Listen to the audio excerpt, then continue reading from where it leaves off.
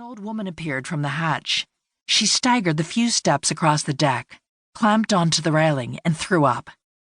Judith rushed over to hold her up. It was Esther, the little Polish lady who'd lived next to her in the barracks of the British internment camp on Cyprus. She was only 57, but looked much older, emaciated and broken from forced labor in Hitler's Germany, her narrow back hunched. She stared at Judith with her eyes wide, flashing with fear. She threw up again. A dull rumble rose from inside the ship, first stuttering, then growing steadier as the engine returned to full speed. The captain climbed back onto the bridge and resumed scanning the horizon. The morning cloud gradually turned its bow back toward the east. Judith had Esther by the arm and was holding her tight. "Easy, easy. Just a few more hours and we've made it," Judith heard herself shout into the wind. Esther squeezed her eyes shut and nodded. Judith led her out of the rain that seemed even heavier now, back to the hatch, back to the nearly 250 exhausted people packed together below deck. The hold stank of fear and vomit, but the passengers seemed to feel that anything was better than exposing themselves to the storm's fury. Judith helped Esther down, then pulled herself back up along the thick, frayed rope railing. She glanced around the deck. Then she saw him, at the rear of the ship. A man in a black leather jacket, dark pants, boots. She strained to make out more details. A red glow flickered, apparently a cigarette. His legs had a slight spring to them, balancing on the rolling waves. A realization hit Judith. She had seen him briefly when they'd come on board, together with Ari, the man from the Haganah. She remembered his jet-black hair, his equally dark mustache. About 35, slim, fair. Under different circumstances, his figure might have been called athletic. Even more striking than his hair were his eyes. Blue, very blue. Something about those eyes had disturbed her deeply. She kept her own eyes fixed on that figure defying the rain and smoking in the darkness just 10 yards away.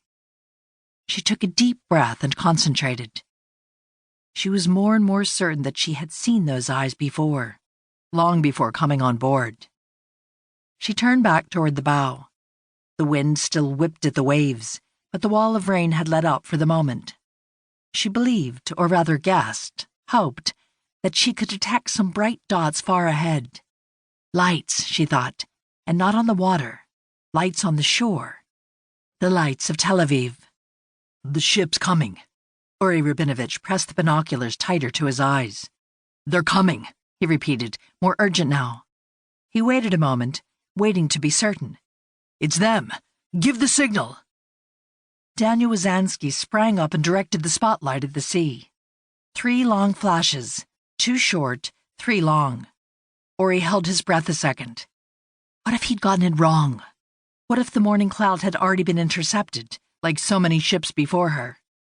Seconds passed, feeling like minutes. He glanced at his watch. 5:30. They were late. Far too late.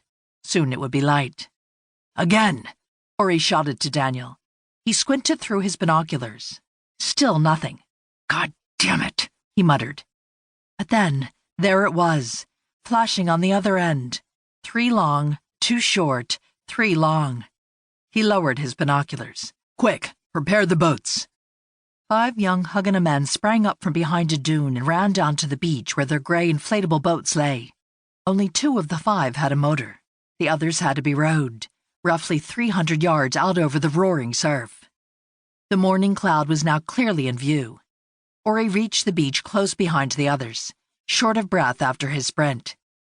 Just as he went to jump into an inflatable boat, a glistening light shot up high over the morning cloud, illuminating the old ship. Light from a flare. Uri raised the binoculars to his eyes, searching for the source. Then he saw it, far beyond the refuge ship, cloaked by the rain. The British were here. They were closing in fast. Judith shielded her eyes, blinded by the light. For a moment, the spectacle fascinated her. The waves rolling, their ship bobbing, the rain now reflecting the white flare, the tattered clouds racing across the sky. Then shock set in. She now could see